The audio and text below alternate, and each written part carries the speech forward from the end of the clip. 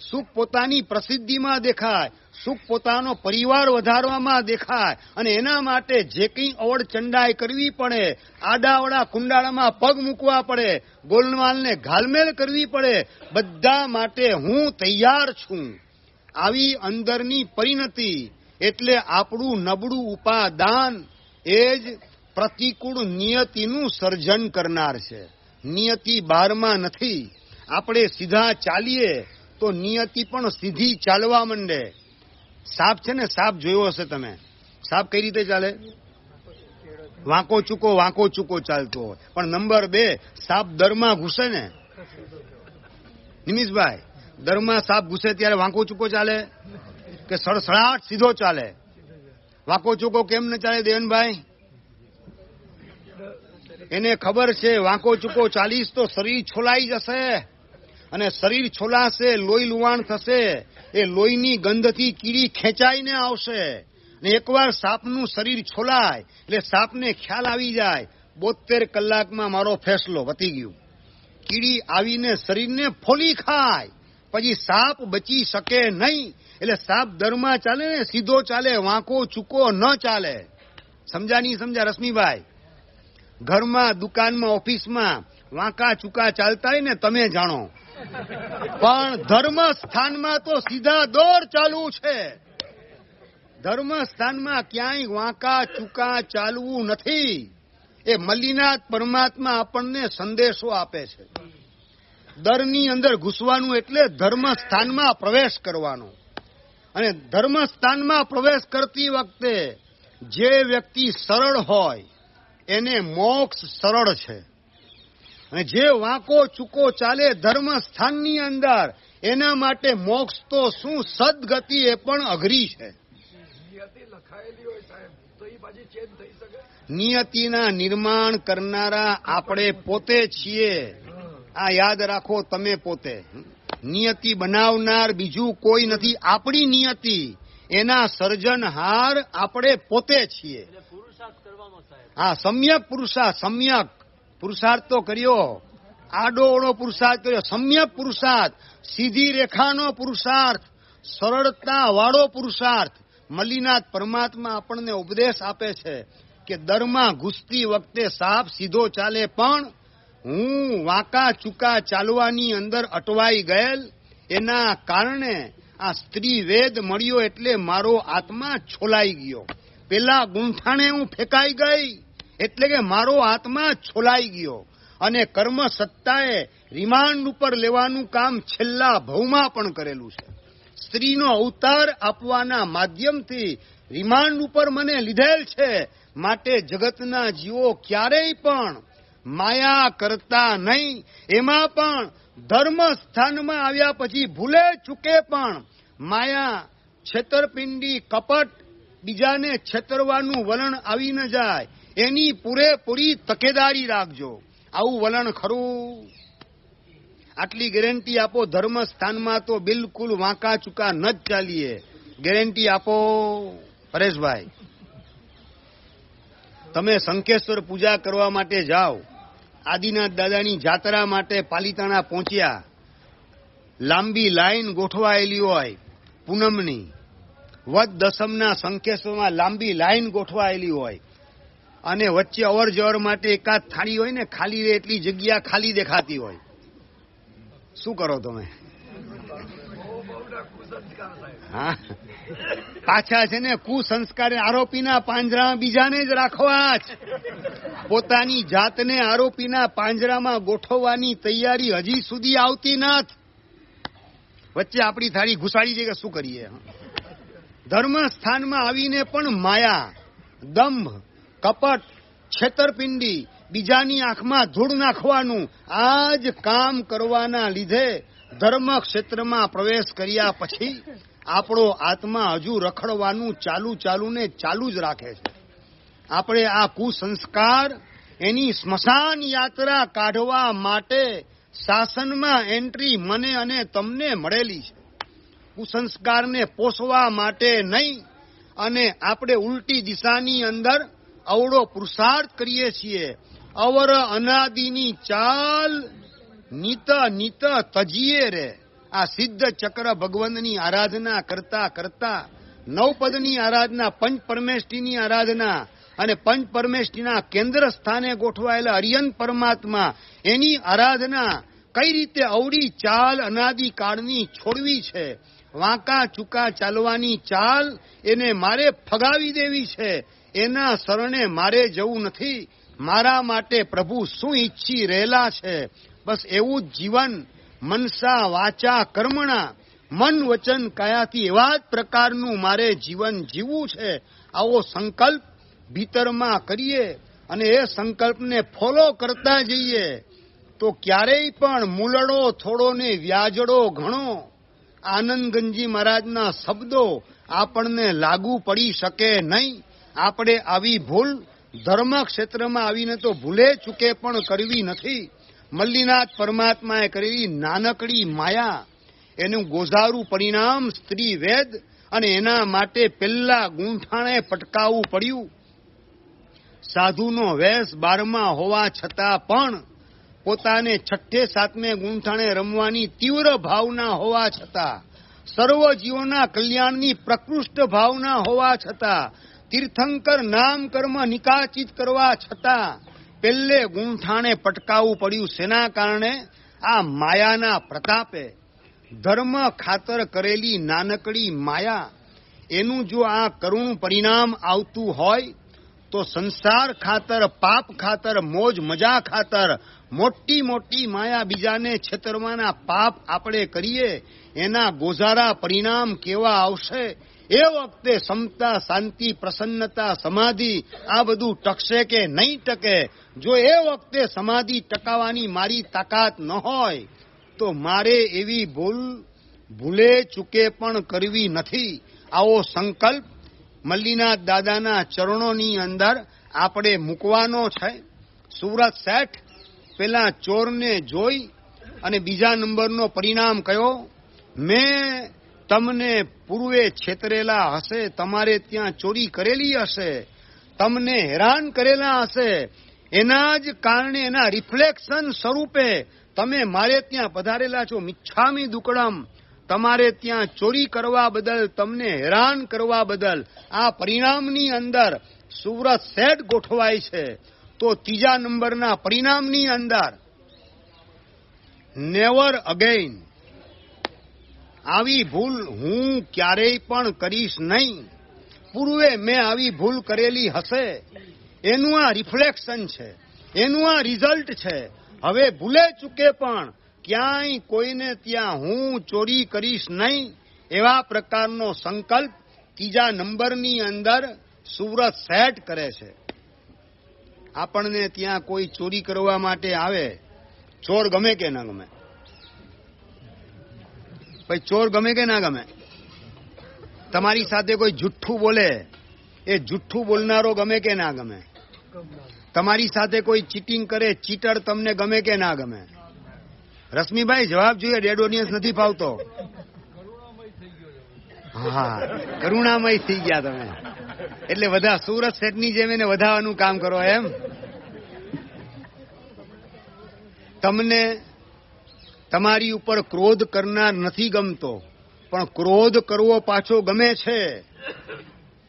જુઠ્ઠું બોલનારો નથી ગમતો, પણ જુઠ્ઠું બોલવું ગમે છે. ચોરી કરનાર તમને નથી ગમતો, પણ ચોરી કરવી પાછી ગમે છે. ચીટર તમને નથી ગમતો, પણ ચીટિંગ કરવાનો પ્રેમ અગબન સાચવેલો છે. એનો મતલબ સંસારને સાચવીને આપણે ધર્મ જગતની અંદર ગોઠવાયેલા છીએ. આ મનની ઘર વખરીને આપણે ખાલી કરવી પડશે. ઘર વખરી ખાલી થાય ને મન મંદિર જ્યારે પવિત્ર બને ત્યારે જ પરમાત્માનો પ્રવેશ આપણા ભીતરમાં થઈ શકે. જ્યાં સુધી આ મનની ઘર વખરી ખાલી નહીં કરીએ, આ કેવી વિચિત્રતા છે. જૂઠું બસ આ જ રીતે. હવે મારે નેવર અગેઇન આ સંકલ્પ કરવા દ્વારા મનની ઘર વખરી ખાલી કરવાની. મારી સાથે કોઈ જુઠ્ઠું બોલવાનું કામ કરે, મને નથી ગમતું. નેવર અગેઇન, હું ક્યારેય જુઠ્ઠું બોલીશ નહીં. મારે ત્યાં ચોરી કરે મને ગમતું નથી, હું કોઈને ત્યાં ચોરી કરીશ નહીં. મને છેતરનાર ગમતો નથી. હું કોઈને છેતરીશ નહીં. મારું કોઈ અપમાન કરે મને પસંદ નથી પડતું. હું કોઈનું અપમાન ક્યારેય પણ કરીશ નહીં. Never again. આ સંકલ્પ આપણે કરીએ. આ ત્રીજા નંબરની નિર્મળ પરિણતિ સુરત શેઠ એમણે ભીતરમાં તૈયાર કરેલી છે. Never again. હવે આવી ચોરી કરવાની ભૂલ, કોકના પૈસા વગેરે દબાવવાની ભૂલ હું કદાપી કરીશ નહીં. આવા પ્રકારનો નિર્મળ પરિણામ સુરત શેઠ ભીતરમાં તૈયાર કરે છે. ચોથા નંબરની નિર્મળ પરિણતિ, મારી સાથે જે કંઈ થઈ રહેલું છે તે ન્યાય છે. બન્યું તે ન્યાય. આ પરિણામના લીધે ચોર પ્રત્યે લેશ માત્ર અભાવ કે દુર્ભાવ ઉભો થઈ ન જાય એ માટે અંદરમાં પૂરેપૂરી તકેદારી સુરત શેઠ રાખે છે. બન્યું તે ન્યાય. મારી સાથે જે બન્યું તે ન્યાયોચિત છે, તે વ્યાજબી છે, તે યોગ્ય છે. તમે નાયલોન ખમણ ઢોકળા બહુ ભાવતા હોય અને કેતનભાઈએ બનાવેલા હોય અને 5ના બદલે 25, 30, 40 ને 50 દબાણમ દાબિયાણમ ભરી ભરીને અંદરમાં 50 ખમણ ઢોકળા ભરેલા હોય, પછી બીજે દિવસે લેટ્રિનની અંદર અવર જવર શરૂ થઈ જાય.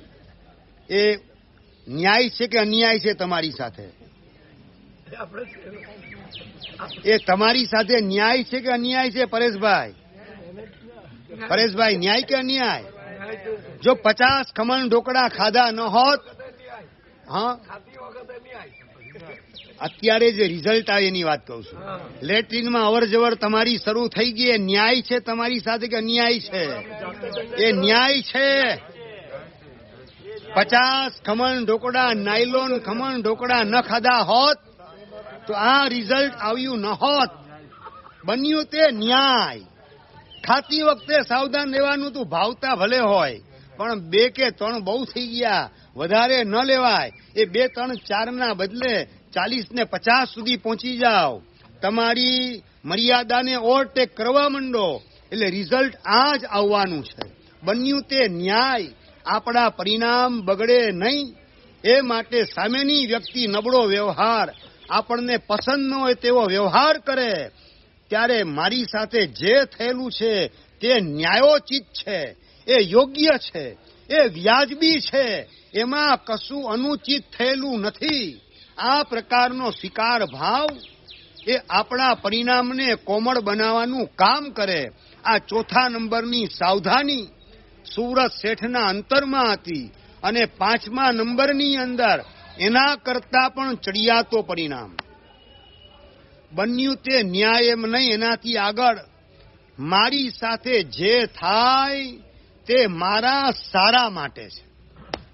ન્યાય છે એમ પણ નહીં, મારી સાથે જે થાય તે સારા માટે છે. મને મોક્ષની નજીક પહોંચાડવા માટે છે, મારા વિકાસ માટે છે, વિનાશ માટે નહીં. મારા ઉત્થાન માટે છે, પતન માટે નહીં. મને પ્રકાશની યાત્રા કરાવવા માટે છે, અંધકારમાં રખડાવવા માટે નહીં. મારી સાથે જે થાય તે માત્ર મારા સારા માટે છે.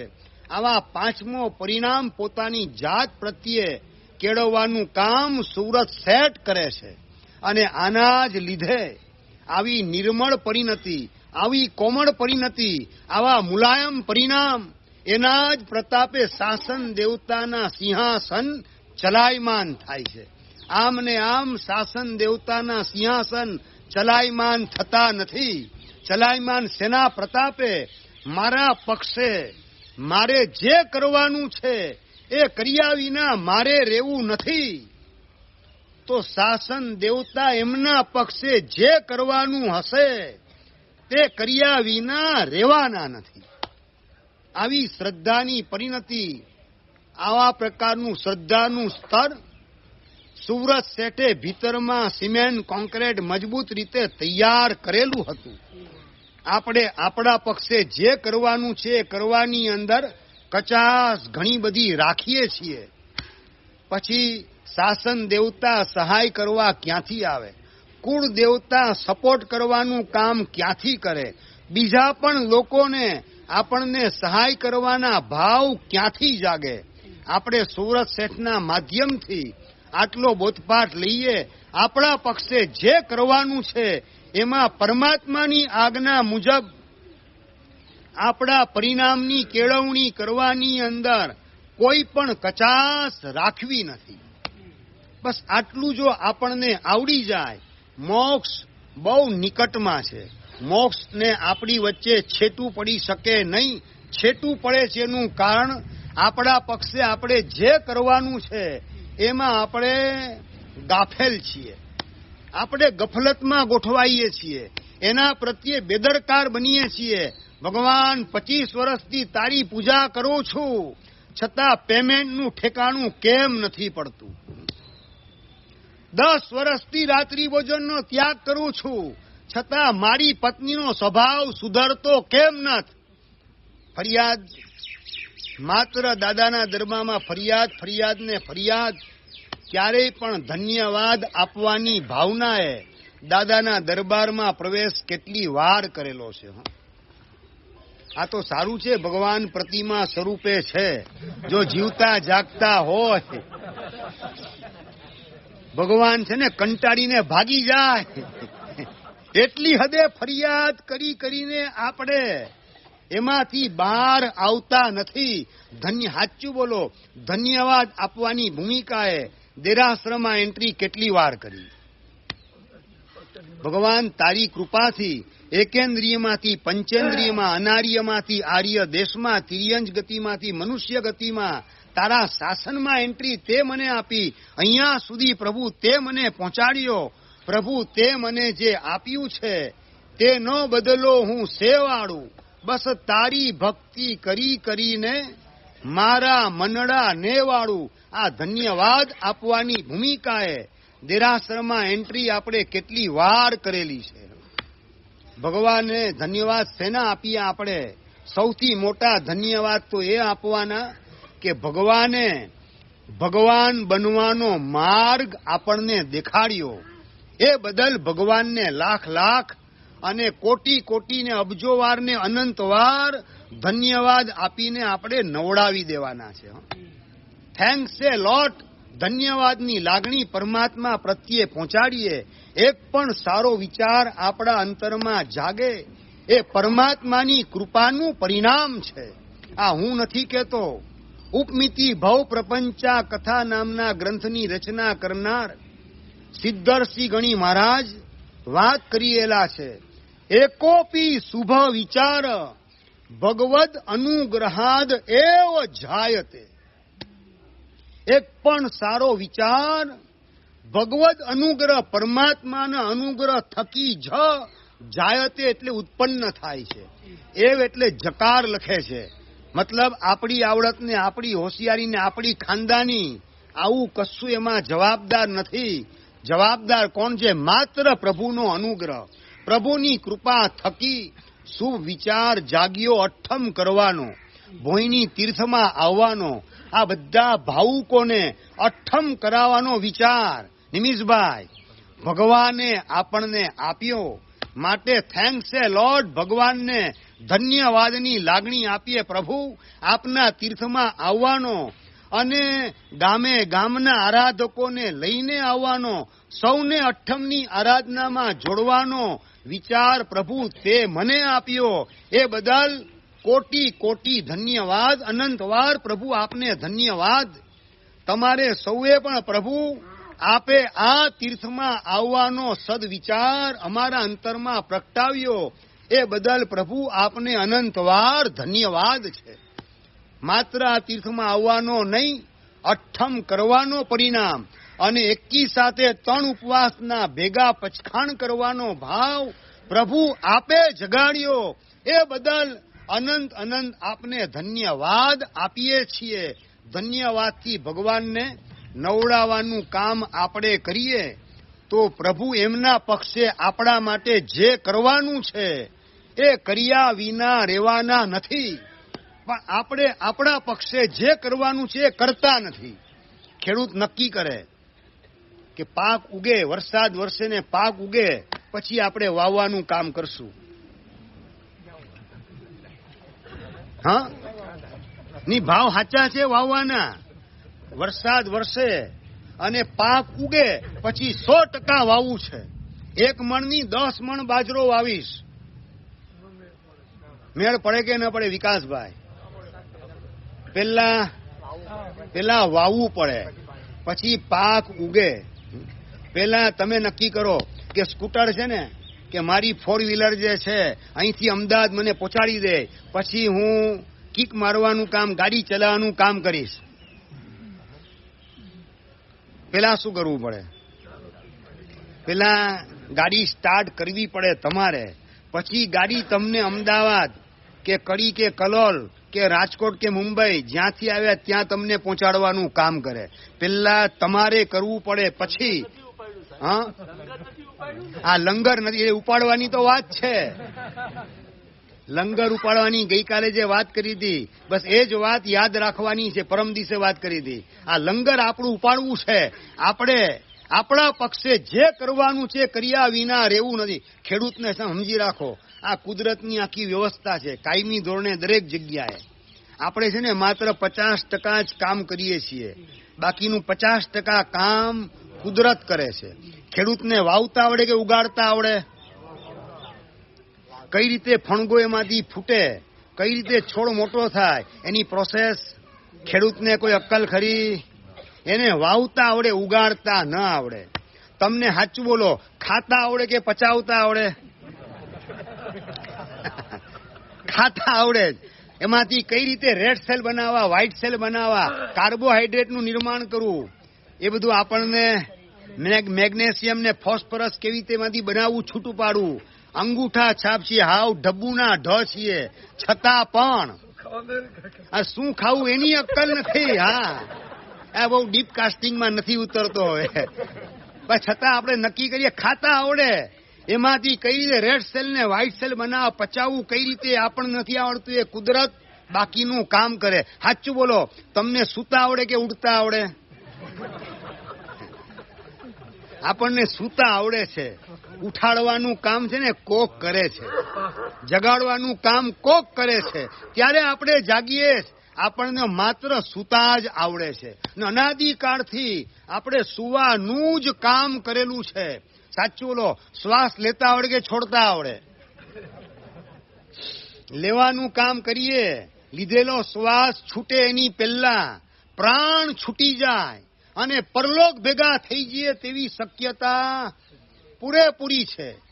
રાતના સૂતા હોય, આવતીકાલ આવવાના બદલે આવતો ભવ આવી જાય એવી શક્યતા ખરી કે નહીં રશ્મિભાઈ? છતાં હા, ગભરાવાની વાત નહીં. જે ગ્રાઉન્ડ લેવલની રિયાલિટી છે એ તમને દેખાડું છું. રાતના સૂતા પછી આવતીકાલ આવવાના બદલે આવતો ભવ આવી જાય તેવી શક્યતા પૂરેપૂરી, છતાં રોજે રોજ આવતીકાલ ઉગે છે. આવતો ભવ નથી આવતો. એ આપણી આવડત ને હોશિયારીનું પરિણામ કે પરમાત્માના અનુગ્રહનો પ્રભાવ? બસ આટલું જો સ્વીકારતા આપણને આવડે તો 100% આપણો બેડો પાર થઈ જાય. કૃતજ્ઞ ભાવે સમર્પિત થવાનું છે 3 જગતના નાથને.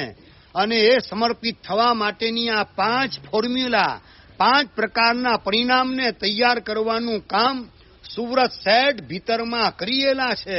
એવું કામ આપણે કરવાનું છે. 5 પરિણામ યાદ રહી ગયા બરાબર? પહેલા નંબરમાં તેવકાઈની વિરાધના, તેવકાઈની માફી માંગવાનું કામ. બીજા નંબરમાં ચોરની માફી માંગવાનું કામ. મેં તમારી સાથે ભૂતકાળમાં અન્યાય કરેલો હશે એનું મિચ્છામી દુક્કડમ. ત્રીજા નંબરની અંદર નેવર અગેન, આવી ભૂલ હવે હું ક્યાંય કોઈને ત્યાં ચોરી કરીશ નહીં. મને જે પસંદ પડતું નથી એવું કોઈની સાથે હું કરીશ નહીં. આ ત્રીજા નંબરનો પરિણામ. ચોથા નંબરની અંદર બન્યું તે ન્યાય. મારી સાથે જે થયું છે તે ન્યાયોચિત છે, વ્યાજબી છે, યોગ્ય છે. અને 5મા નંબરની અંદર મારી સાથે જે થાય તે મારા સારા માટે. બસ આ ભાવ અંદરમાં હોય તો દ્વેષ કે દુર્ભાવ કોના પ્રત્યે આપણા અંતરમાં જાગૃત થાય, કોના પ્રત્યે આપણે ધિક્કાર કે તિરસ્કારનો એસિડ છાંટવાનું પાપ કરી શકીએ, ક્યાંય થઈ શકે નહીં. આ 5 પરિણામ એના માધ્યમથી શાસન દેવતાનું સિંહાસન ચલાયમાન થાય. ચોર ભાગવાની તૈયારી કરીને ત્યાં થંભી જાય, શાસન દેવતા થંભાવી દે. રાત પૂરી થાય, સવારે સૂર્યોદય થાય અને સુરત શેઠ પૌષદ પાડી અને જીનાલય દર્શન કરવા માટે જાય છે. અને એ વખતે બંગલાના કમ્પાઉન્ડની અંદર થંભી ગયેલા ચોર તરફ નજર જાય છે. એ કદાચ એના કામ માટે ઉભેલા હશે, કંઈક કામ બાકી હશે, એનું કામ એમને કરવા દો, આપણે આપણું કામ કરવામાં આગળ વધીએ. એના તરફ નજર કરવા પણ તૈયાર નથી. ચોરને નજર અંદાજ કરી બંગલાનો ગેટ ખોલી અને જીનાલય તરફ ચાલો ને મલ્લી જીણંદ જુહારીએ રે લોલ. પોતાના પરિવારના સભ્યો દીકરા જોતા ચોરને ચાલો દીકરા આપણે જઈએ દાદાને ભેટવા માટે જીનાલય. બધાનું ધ્યાન ડાયવર્ટ કરી દાદા તરફ બધાની નજર ગોઠવાય, દાદા સાથે પ્રીતિને ભક્તિના સેતુનું નિર્માણ થાય. એના માટે સુરત શેઠ પરિવારના સભ્યોને પ્રેરણા કરે, ચાલો આપણે જીનાલય જઈએ. પરમાત્માના દર્શન વંદન કરી બાજુ ઉપાશ્રયની અંદર, સાચું બોલો, જેટલા પણ અહીંયા બેસેલા છો, જેટલા પણ દેરાસરમાં એન્ટ્રી કરે એ તમામની એન્ટ્રી દેરાસર પછી બાજુમાં ઉપાશ્રયમાં થાય કે ન થાય? નહીં? આવું કેમ? ભગવાન બનવા માટે શું કરવું એ સમજાવશે કોણ તમને? એ ભગવાન સમજાવશે કે ઉપાશ્રયમાં બેસેલા છે એ સદગુરુ તમને સમજાવશે. પરમ ગુરુ બનવાનો માર્ગ સદગુરુને ભેટવા માટે ન જઈએ ત્યાં સુધી માર્ગ ઓળખાય નહીં, પકડાય નહીં, એ માર્ગે ચાલવાના પરિણામ જાગ્રત થાય નહીં. પણ મોટા ભાગનાને ઉપાશ્રયમાં જવા માટે જાણે કે સોગંદ હોય. દેરાસર જવાનું પણ ઉપાશ્રયનું પગથિયું ચડવાનું નહીં. એના જ કારણે તમારા સંતાનો કદાચ પાછલા દિવસો તમારે ઘરડા ઘરમાં પૂરા કરવા પડે એ દિશામાં તમને ગોઠવી દે તો પણ નવાઈ નથી. આજે દેરાસરમાં ભગવાન પ્રત્યે પ્રેમ કરવા તૈયાર છે, પણ પરમ ગુરુને ઓળખાવનાર સદગુરુ પ્રત્યે પ્રેમ, લાગણી, ભક્તિનો પરિણામ, એમની ઉપાસના કરીએ, એમના માધ્યમથી મોક્ષ માર્ગને સમજવાનો પુરુષાર્થ કરીએ, એ માટેની તૈયારીવાળા જીવો બહુ ઓછા હોય છે. સુરત શેઠ આવી ભૂલ કરતા નથી. પરમ ગુરુની ઉપાસના કરી અને સદગુરુની ઉપાસના માટે ઉપાશ્રયમાં પ્રવેશ કરે છે. દર્શન વંદન કરી, પચખાણ કરી, ગુરુ વાણી સાંભળી અને ઘર તરફ પધારે છે. અને આ બાજુ લોકો, સૂર્યોદય થઈ ગયો તો અજવાળું પથરાઈ ગયું. ચોર લોકોએ માથે પોટલા ઊંચકેલા છે, દાગીનાના, સોનામોરના, હીરા મોતી માણેકના, અને થંભી ગયેલા છે.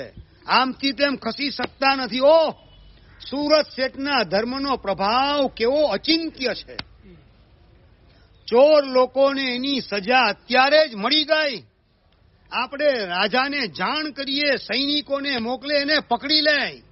લોકો બધા રાજા પાસે ફરિયાદ કરવા જાય છે. ચોર આવેલા ચોરી કરવા સુરત શેઠને ત્યાં, અને ઉભા છે, થંભી ગયેલા છે, જલ્દી સૈનિકોને મોકલો. અને સિપાહીને સૈનિકો ચીલ ઝડપે પધારે છે સુરત શેઠના બંગલે. અને સુરત શેઠ જીનાલયથી ઉપાશ્રયને, ઉપાશ્રયથી દેરાસર આવવાનું કામ કરે છે. જે દેરાસરથી ઉપાશ્રય, ઘરેથી દેરાસર અને દેરાસરથી ઉપાશ્રય જાય ને, એ જ છે ને ઉપાશ્રયથી ઘરે આવી શકે. સમજાય નથી સમજાતું? જે ઘરેથી હોમ ટુ હોટલ જાય, તો હોટલ ટુ હોસ્પિટલ, અને હોસ્પિટલ ટુ સ્મશાન ઘાટ, એ ઘર સુધી પહોંચે નહીં.